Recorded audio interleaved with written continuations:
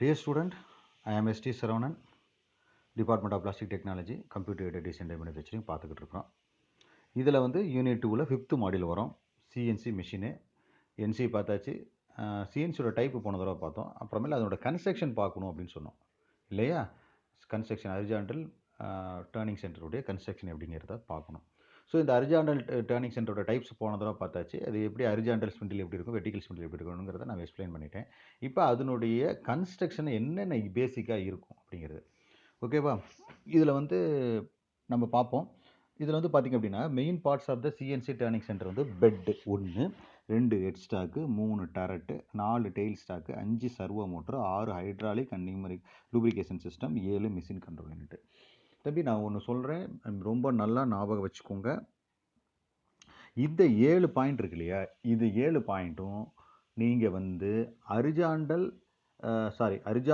Turning சென்டராக இருந்தாலும் சரி, வெர்டிக்கல் டேர்னிங் சென்டராக இருந்தாலும் சரி, நீங்கள் என்ன பண்ணணும், இது 7 பாயிண்ட்டு ரெண்டுக்குமே போடணும். அதனால தான் நான் காமனாக இதை கொண்டு வந்துட்டேன், அங்கே கொண்டு வராமல் இந்த அடுத்த மாடியூலாக கொண்டு வந்துட்டேன். நான் சொல்கிறது புரியுதா தம்பி?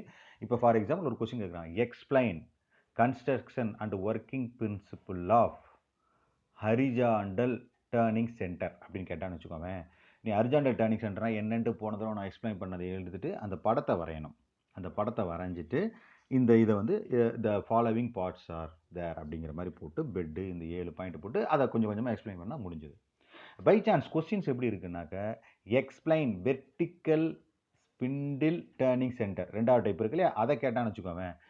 அதுலேயும் நீ என்ன பண்ணணும், வெர்டிக்கல் ஸ்பிண்டில் நான் அந்த படத்தை போட்டுடணும், வெர்டிக்கல் ஸ்பிண்டில்னால் என்னங்கிறத சொல்லிடணும், பிரின்சிபல் சொல்லிவிட்டு இதே பெட்டு ஹெட்ஸ்டாக்கு போடலாம். ஏன்னா இதில் இருக்க எல்லாமே அங்கேயும் இருக்கும், ரெண்டுலேயுமே இருக்கும். புரியுதா தம்பி? இது காமன், புரிஞ்சுக்கோங்க. ஓகே, பெட் அப்படிங்கிறது என்ன பாருங்க, அதுதான் ஒரு படத்தை நான் போட்டிருக்கேன். ஏன்னா வந்து மறுபடியும் ஞாபகப்படுத்துறதுக்காக போட்டிருக்கேன். ஏன்னா போன மாடியூலில் பார்த்துருப்பீங்க, அதனால் ஞாபகப்படுத்துறா போட்டிருப்பேன். ரைட், இப்போ பார்ப்போம். பெட் அப்படிங்கிறது இந்த பேசிக் இல்லையா. The bed is usually made of high quality cast அயனில் செய்கிறாங்க. It is usually a slant bed design of from 30 degrees to 45 degree which provide easy access for the operator in loading and unloading of the part. 30 டிகிரிலேருந்து 45 degree வந்து அந்த அந்த sleeve இருக்கும். உனக்கு வந்து என்னென்னா அதனால் லோடு பண்ணுறது அன்லோடு பண்ணுறது ஈஸியாக இருக்கும். டேபிளில் வந்து மூவ் பண்ணுறது எல்லாமே ஓகேவா. It also allows the chips and coolant to fall away from the cutting area to the bottom of the bed. Okay, நீ கட் பண்ணுற டூல் எல்லாமே என்ன ஆகும், அந்த பெட்டோட பாட்டத்தில் தான் வந்து சேரும். Okay, barrel surfaces are machined into the front of the cast bed providing mounting tracks for the hardened bedways. நீ வந்து இப்போ வந்துட்டு டெயில் ஸ்டாக்கெலாம் நீ அதில் மவுண்ட் பண்ணணும் அப்படிங்கன்னா அதுக்கான ப்ரொவிஷன்ஸ் வந்து கொடுத்துருப்பாங்க. ஸோ பெட்டுங்கிறது வந்து basic part of the lathe. இதில் என்ன ஆகும் அப்படின்னாக்கா வந்து உனக்கு நீ போகிற சிப்ஸ் எல்லாம் கீழே போய் சேரும். அதேமாதிரி பெட்டில் வந்து அந்த டெயில் ஸ்டாக்கெல்லாம் உள்ளே ஃபிக்ஸ் பண்ணுறதுக்கான ப்ரொவிஷன் கொடுத்துருப்பாங்க. இது காஸ்ட் அயனில் பண்ணியிருப்பாங்க, ரொம்ப ஹார்டன் பண்ணியிருப்பாங்க. ஏன்னா அந்த பெட்டு தேயக்கூடாது. அந்த பெட்டோட நம்ம வந்து அதனுடைய பார்த்து பெட்டுனுடைய ஹார்ட்னஸ்ஸு இதெல்லாம் அதிகமாக இருக்கும்போது தான் அந்த பெட்டு வந்து தேயாது. நீ அடிக்கடி வந்து டெயில் ஸ்டாக்கை உள்ளே வச்சு மூவ் பண்ணுற அந்த ரெயிலில் மூவ் பண்ணும்போது அது தேஞ்சிருச்சுன்னு வச்சுக்கோங்களேன், என்ன ஆகும், டெயில் ஸ்டாக் இறங்கிரும். டெயில் ஸ்டாக் இறங்கிருச்சுன்னா உனக்கு சென்டர் கிடைக்காது. ஓகேவா? ரைட். அடுத்து ஹெட் ஸ்டாக்குங்கிறது வந்து என்னன்னா, இது head stock of the CNC turning centres transmit the maximum horse power and torques to the from the motor to the spindle. மோட்டார்லேருந்து அதிக டார்க், ஏன்னா ஹெட் ஸ்டாக் தான் வந்து அந்த லோடை எடுத்து சுற்ற போகுது. அந்த டூலில் நம்மளுடைய ஜாப்பை சுற்றுறது வந்து ஹெட் ஸ்டாக்கு. அதனால் அதிக டார்க் இருக்கும். These machines are available in variety of motor sizes ranging வரும் 5 ஹார்ஸ் பவர்லேருந்து 75 ஹார்ஸ் பவர் வரைக்கும் ஸ்பிண்டில் சுற்றுறதுக்கு இருக்கும். பெரிய 75 ஹார்ஸ் பவர்னால் பார்த்துக்கோங்க எவ்வளோ பெரிய ஹெட் ஸ்டாக் இருக்குன்னு பார்த்துக்கோங்களேன். அது அவ்வளோ சுற்ற வைக்கிறதுக்கு, ஏன்னா ஹெட் ஸ்டாக் தான் மெயின். இது வந்து ஸ்பீடு வந்து பார்த்திங்கன்னா 32லேருந்து 5500 ஆர்பிஎம் வந்து சுற்றுற மாதிரி இருக்கும். ஓகேவா? இதுதான் வந்து ஹெட் ஸ்டாக்கு. அடுத்து பார்த்தீங்கன்னா டெயில் ஸ்டாக்குங்கிறது என்ன, இங்கே வந்து நம்ம வெளியே இருந்து எக்ஸ்டர்னலாக வந்து ஃபிக்ஸ் பண்ணி அந்த ரெயில் வழியாக டவுடைல் வந்து கொடுத்துருப்பாங்க. இந்த சைடு மெஷின் டவுடைல், அந்த டவுடைல் வழியாக உள்ளே தள்ளுவங்க. பார்த்துருப்பீங்க, லேத்தில் பார்த்துருப்பீங்களா நீங்கள் டெயில் ஸ்டாக் ஃபிக்ஸ் பண்ணுறது, அதே தான். Okay, CNC turning centre can be equipped with different types of tail stock. நிறைய டைப் ஆஃப் டெயில் ஸ்டாக் இருக்குது. ஒன்று வந்து manual tail stock similar to standard engine lathe இருக்க மேனுவல் டெயில் ஸ்டாக். இன்னொன்று பார்த்தீங்கன்னாக்கா automatic tape controlled tail stock, tape controlled swing up tail stock. இதெல்லாம் வந்து பார்த்தீங்கன்னா டேப் கண்ட்ரோல் அப்படின்னாக்கா இது என்சிக்காக சொல்கிறாங்க, நம்ம கம்ப்யூட்டர் கண்ட்ரோலை வச்சுக்கலாம். ஸோ அந்த கம்ப்யூட்டர் கண்ட்ரோல் பண்ணிவிட்டு ஆட்டோமேட்டிக்காக அந்த டெயில் ஸ்டாக் என்ன ஆகும், முன்னாடி பின்னாடி மூவ் ஆகும். The tail stacks travels in its own hardened and ground bearing ways, தானாகவே மூவ் ஆகும். This allows the carriage to overpass to the tailstock when a short shaft is being held. It also eliminates the need to extend the quill of the tailstock. Quillனா பின்னாடி இருக்கிறது to maximum distance, thus maintaining greater rigidity of the part.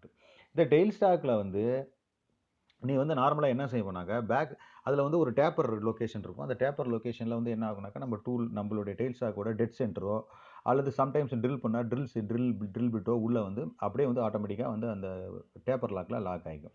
அது அப்புறமேல் என்னாக்கா முன்ன பண்ண இப்போ ட்ரில்லிங்னு வச்சுக்கோவேன், நம்ம என்ன பண்ணுவோம்னாக்கா அந்த டெயில் ஸ்டாக்கில் ஃபிக்ஸ் பண்ணோம், அந்த டெயில் ஸ்டாக் அப்படியே முன்னாடி பின்னாடி மூவ் ஆகி ட்ரில்லிங் எடுக்கும். ஓகேவா? சம்டைம்ஸ் வந்து என்ன ஆகும், உனக்கு கேரேஜே தள்ளி விட்டுட்டு கேரேஜுக்கு முன்னாடி வந்து அது வந்து ட்ரில் பண்ணிவிட்டு வெளியே போகும். கேரேஜே நம்ம இப்போ யூஸ் பண்ண மாட்டோம்.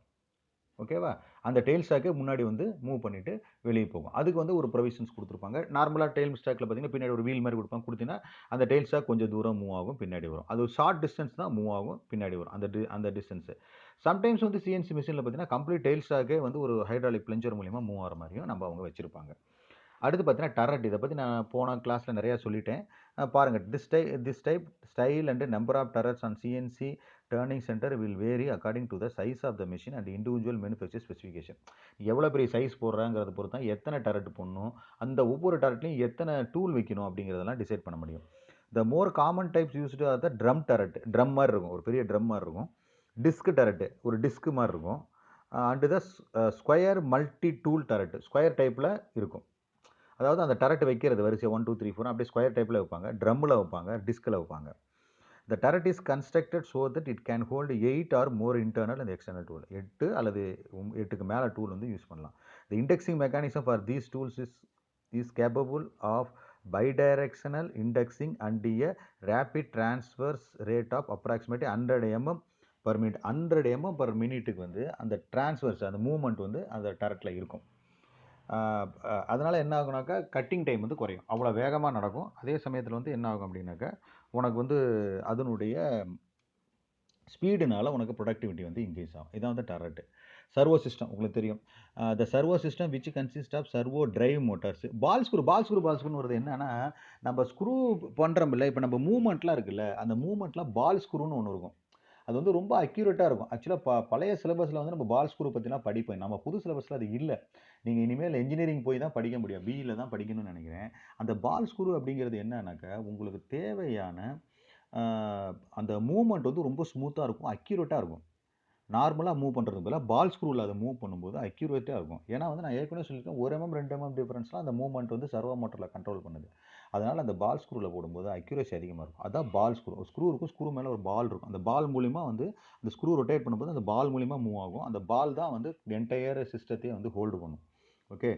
அப்புறமேல் வந்து பார்த்தீங்கன்னா rotary resolvers providing the fast accurate movements and positioning of the X and Z axis slides. The rotary resolvers provide the system with unidirectional slide position repeatability of 0.05 mm. Accuracy Bharia 0.05 mm accuracy அடிக்குது, 5 micron accuracy. The rapid movement of the slide is approximately 5000 to 4000 mm per minute. ஒரு நிமிஷத்துக்கு 4000 mm போகுதான், 5000 mm லேருந்து 40000 mm ஒரு நிமிஷத்துக்கு போகுது. Divided by 60 போட்டிங்கன்னா ஒரு செகண்டுக்கு எவ்வளோன்னு தெரியும். And the feed rate are programmable in 2.5 mm ஒரு 2.5 வரும்னா 1 இன்ச்சு பர் மினிட்டு இன்க்ரிமெண்ட். அதாவது என்னன்னாக்கா இந்த சர்வோ சிஸ்டத்தை பொறுத்த வரைக்கும் அந்த அக்யூரசி தான். அது எவ்வளோ அக்யூரேட்டான 0.05 mm அக்யூரசி வருது. அதே சமயத்தில் வந்து அது டெப்த் ஆஃப் கட்டு கொடுக்குறோன்னு வச்சுக்கோவேன். டெப்த் ஆஃப் கட்டு கொடுக்குற அல்லது இன்க்ரிமெண்ட் கொடுக்குற அப்படின்னா 1 இன்ச்சு பர் எம்எம் வந்து ஒன் இன்க்ரிமெண்ட் வந்து அதனால் 2.54 mm, சாரி 1 இன்ச் இல்லை 2.54 mm. 2.54 mm வரைக்கும் மினிமம் இன்க்ரிமெண்ட் வந்து அந்த பர் மினிட் வந்து கொடுக்க முடியும். அவ்வளோ அக்யூரேட்டாக உங்களால் கொடுக்க முடியும். அதே சமயத்தில் வந்து அப்ராக்சிமேட்டாக 5000 to 4000 minute MM per minute அதனால் வந்து மூவ் பண்ண முடியும். இதெல்லாம் என்னென்னா அதனோட அக்யூரசி அவ்வளோ அக்யூரேட்டாக வந்து இந்த சர்வோ சிஸ்டம் வந்து நமக்கு ஒர்க் ஆகுது. எவ்வளோக்கு எவ்வளோ சர்வோ சிஸ்டம் அக்யூரேட்டாக இருக்கோ அதை பொறுத்த வரைக்கும் தான் நம்ம மெஷினோட இதை சொல்லுவோம். இப்போ மெஷினை பொறுத்த வரைக்கும் ஒரு மெஷின் வாங்குற இந்த ஒரு லேத் இருக்குது, அங்கே ஒரு லேத் இருக்குது.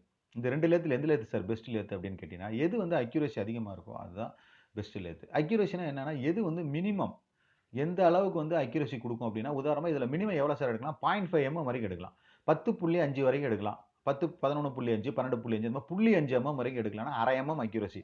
அது வந்து பார்த்தீங்கன்னா 0.01 mm வரைக்கும் எடுக்கலாம்.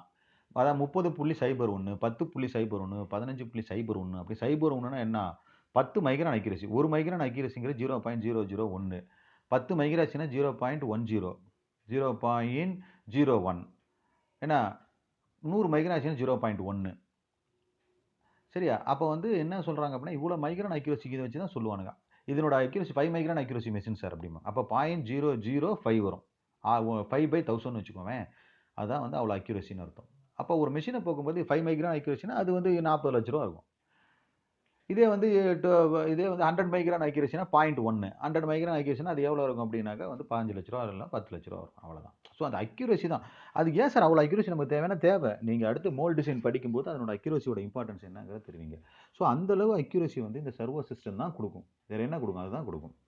ஓகே.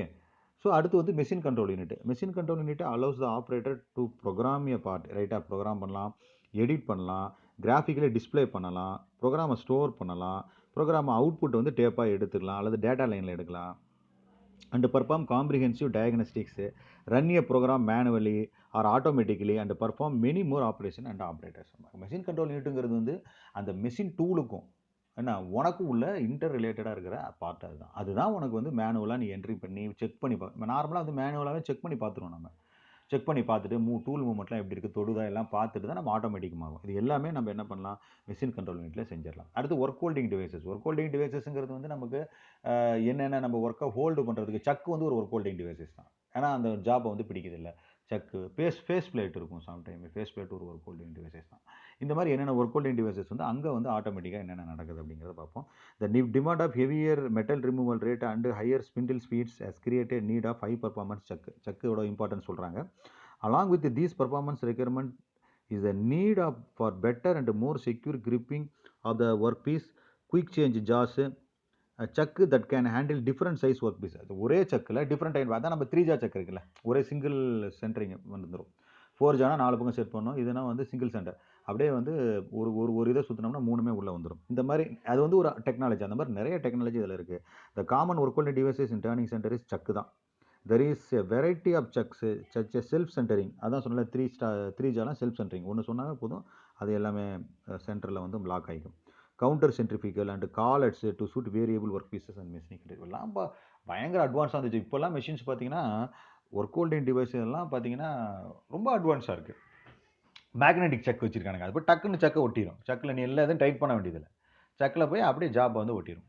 அதே மாதிரி டைம் குறைக்கிறதுக்காக குயிக் சேஞ்ச் சக்குன்னு இருக்குது. ஜஸ்ட்டு குயிக்காக சேஞ்ச் பண்ணுறதுக்கு இருக்கும். மேக்னெட்டிக் செக்லாம் அந்த type of quick change chuck தான். சரியா தம்பி? ஸோ இப்போ இதில் நம்ம என்ன பார்த்துருக்கோன்னா இது கன்ஸ்ட்ரக்ஷன் ஆஃப் டர்னிங் சென்டர் பார்த்துருக்கோம். இது வந்து ரெண்டுக்குமே நான் யூஸ் பண்ணிக்கலாம். நான் முதலே பாடம் ஆரம்பத்திலே சொல்லிட்டேன். இது ரெண்டுக்குமே நீங்கள் யூஸ் பண்ணிக்கோங்க. இனி அடுத்து வந்து இப்போ வந்து ஹரிஜாண்டல்னே சொல்லக்கூடாது இல்லையா, டர்னிங் சென்டர். டர்னிங் சென்டரில் ஹரிஜாண்டல் வெர்டிக்கல் டைப் பார்த்தாச்சு, அதனோட கன்ஸ்ட்ரக்ஷன் பார்த்தாச்சு. அடுத்து நம்ம என்ன பண்ணோம்? மெஷினிங் சென்டர் போகணும். மெஷினிங் சென்டரில் வெர்டிக்கல், ஹரிஜாண்டல், யூனிவர்சல் இது 3 வந்து நம்ம அடுத்ததில் பார்த்துக்கலாம். ஓகேவா தம்பி? Right, bye, see you.